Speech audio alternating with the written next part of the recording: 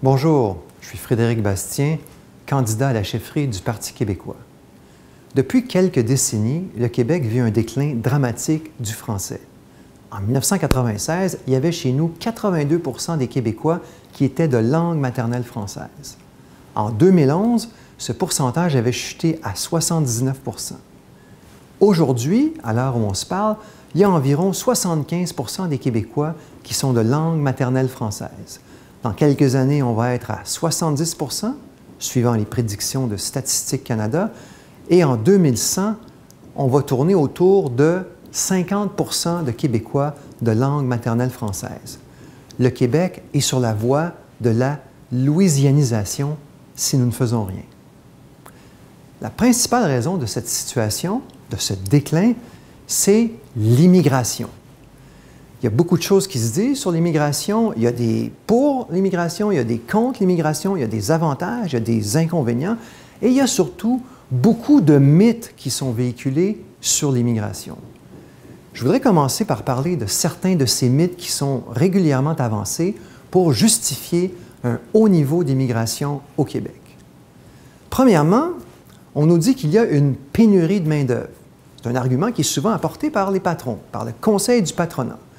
Alors, moi, en ce moment, il y a 5 % de chômage au Québec. Moi, je suis très heureux que le taux de chômage soit très bas au Québec. Je ne m'ennuie pas du tout de l'époque où il y avait 12 % de chômeurs au Québec.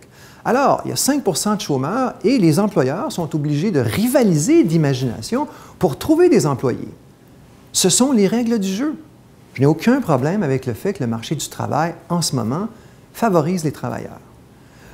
Mais, suivant un certain raisonnement, il faut faire venir de la main-d'œuvre étrangère pour combler ce qu'on appelle la pénurie de main-d'œuvre. Qu'est-ce qui se passe quand on fait venir des immigrants dans cette perspective? Alors, il y a des immigrants qui arrivent au Québec et qui vont occuper certains postes, et à partir de ce moment-là, ils vont s'acheter des maisons, ils vont s'acheter des autos, ils vont envoyer leurs enfants dans nos écoles, ils vont utiliser le système de santé, et leur arrivée provoque une nouvelle demande de main-d'œuvre, parce qu'il faut évidemment produire les biens et les services que ces nouveaux immigrants vont consommer. Alors, on va à nouveau se retrouver dans une situation de pénurie de main-d'œuvre.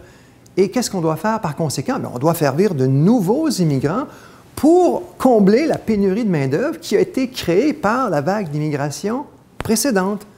Alors, on est dans une spirale inflationniste, n'est-ce pas, où on va toujours vers le haut, il y a toujours plus d'immigrants, et c'est le discours qu'on nous sert. Une autre justification tient à l'âge de la population. On nous dit qu'il faut beaucoup d'immigration pour prévenir le vieillissement de la population québécoise. La réalité est que l'immigration a un impact infinitésimal sur la moyenne d'âge au Québec, et pour faire baisser de façon importante la moyenne d'âge du Québec avec l'immigration, il faudrait recevoir des centaines de milliers d'immigrants, ce que personne aujourd'hui n'envisage. Si on veut rajeunir notre population, la meilleure façon, c'est d'augmenter la natalité. On pourrait parler longtemps d'immigration, mais comment se fait-il qu'en vertu de ce que je viens de dire, on véhicule beaucoup de mythes? Comment se fait-il qu'il y ait toujours des politiciens qui veulent que nous recevions beaucoup d'immigrants? À quoi tient cette insistance sur l'immigration? À quoi tient ce discours suivant lequel il faut toujours plus d'immigration et l'immigration, ce serait toujours positif?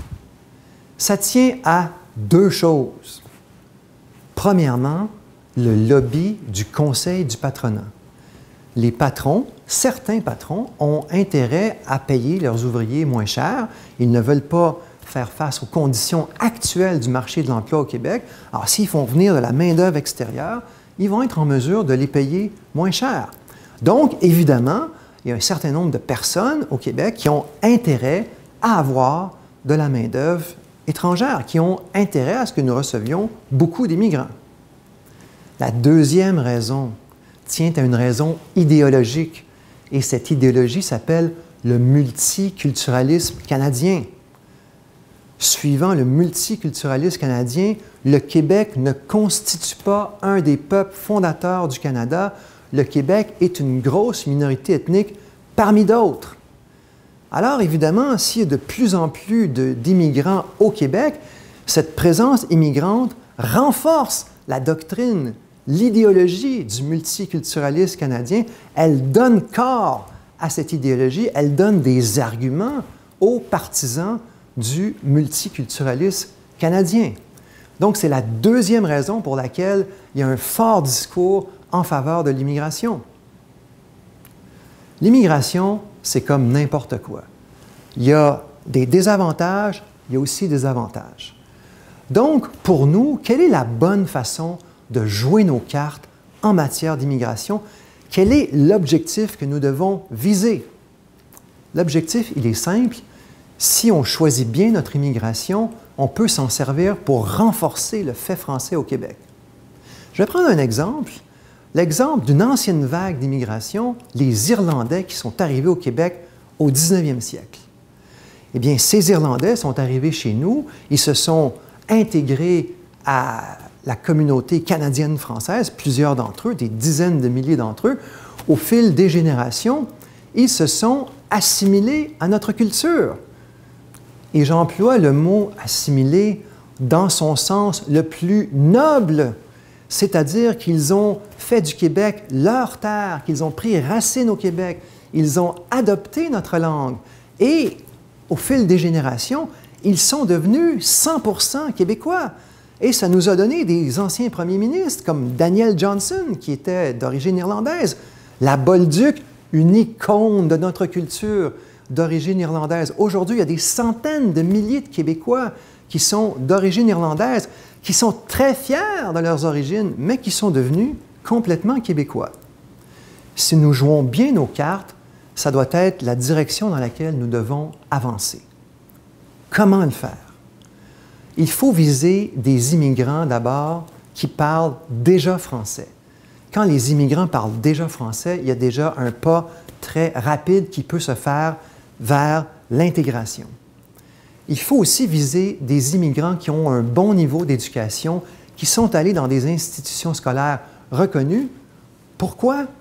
Parce que les gens éduqués et les gens qui sont déjà francophones, ce sont des gens qui partagent nos valeurs laïques de façon générale. Ce sont des gens aussi qui, de façon générale, partagent nos valeurs d'égalité homme-femme. Ce sont donc des immigrants, ce segment de francophones éduqués, ce sont des immigrants qui, tout naturellement, vont s'intégrer à la majorité francophone.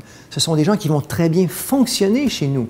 Ce sont des gens qui vont venir renforcer le fait français au Québec. En ce moment, le Québec reçoit par habitant 2,5 fois plus d'immigrants que la France. Le Québec reçoit par habitant presque 2 fois plus d'immigrants que les États-Unis d'Amérique. Est-ce que notre capacité d'accueil et d'intégration des immigrants est 2,5 fois plus grande que celle de la France? Est-ce que notre capacité d'intégration des immigrants est 2 fois plus grande que celle des États-Unis? Nous qui sommes une minorité à l'extérieur du Canada? Bien, comme dit le proverbe, poser la question, c'est y répondre. En 1979, le gouvernement de M.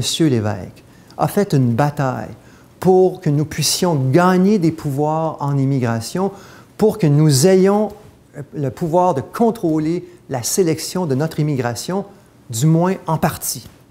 Nous avons gagné cette bataille. M. Lévesque a fait cette bataille parce qu'il était conscient des conséquences culturelles de l'immigration. Alors aujourd'hui, nous devons utiliser ces pouvoirs de sélection des immigrants. Nous devons le faire sans complexe. Nous ne devons pas hésiter à réduire l'immigration si nous n'avons pas les immigrants que nous souhaitons avoir. Nous devons utiliser ce pouvoir dans le sens de notre intérêt national. Merci.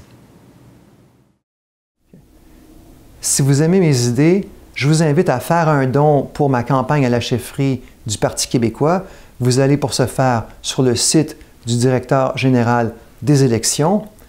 Et si vous êtes membre du Parti québécois, je vous invite à signer mon bulletin de candidature en vue de cette chefferie. Merci.